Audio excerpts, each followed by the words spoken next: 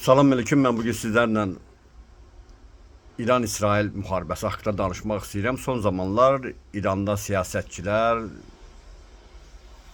dindarlar, jurnalist və blogerlər də bizim üzərimizə axın eləməyə çalışırlar. Keçmişdə bir belə misal vardı, amma olmuş hadisədir. Keçən əsrin əvvəllərində Sovet hökuməti qurulduqdan sonra İrandan emisarlar və yaxud dindarlar, mollalar, axundlar, dinşünaslar gəlirdilər Azərbaycanda təriqət və din təbliğ eləməyə. Hər kəs də onları qəbul etməkdən fəxr duyardı ki, elə insanlar gəlib bizim evdə, xüsusən məhərrəmlik aylarında.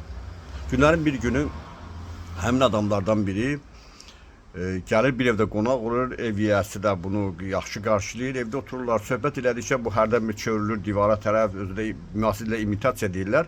İmitasiya eləyir, nəsə danışır, deyirlər ki, nə olub, nə məsələdir, ay molla, nə məsələdir, deyir ki, axır deyir ki, belə də hər dəfə bir də deyir ki, bir İsfahanda qayadan bir yüklü dəvə aşırdı, dua elədi, bunu qaytardım yerinə. Hamı da belə qeyri-adi istedadı olan bu adamın məhəttəl qalır, ev yiyəsinə fəxr edir bundan ki, bunun evində belə bir möhtəbər qonaq var.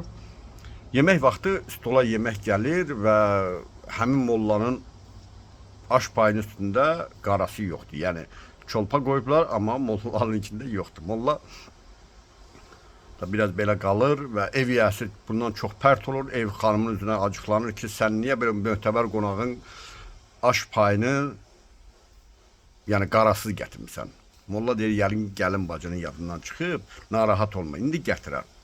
Evdən arxa otaqdan gəlin səslənir ki, Molla əmi burada oturub, İsfahanda uçan dəvəni görür, aşan dəvələri görür, onları dua eləyib yoluna qaytarır. Buradan bura aşın altına qaranı görə bilmir. İndi sözüm həmin o adamlaradır.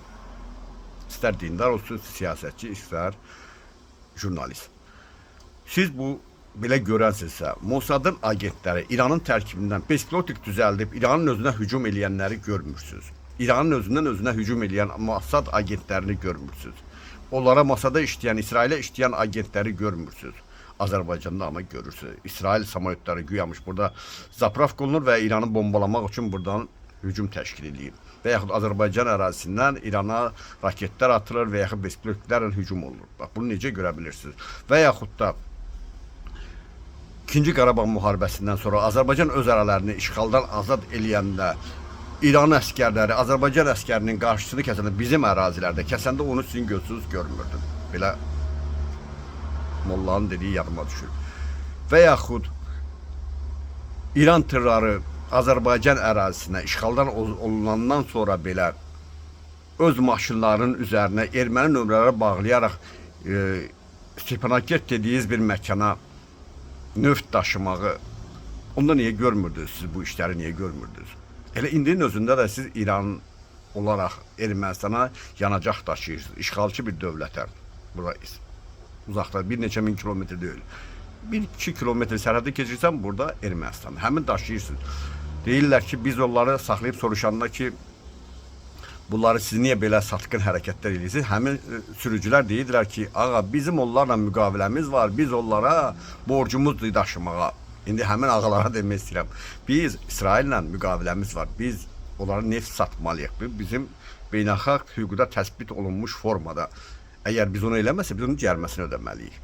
Bir də biz olmasaq güya İsrail ya Fələstinə hücum eləməyəcəkdi, ya ərəbləri 6 günlük müharibədə darmadağın eləyirdi. Onu da Azərbaycan nefti ilə hücum eləyirdi. Yox.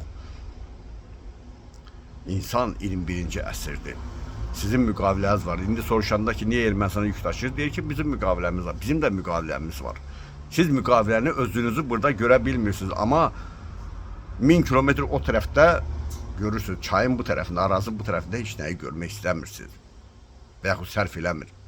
Mənim sözüm həmin insanlaradır. İnsan ilan kimidir, qabığı dəyişə bilər, daxili dəyişmir. Sağ olun.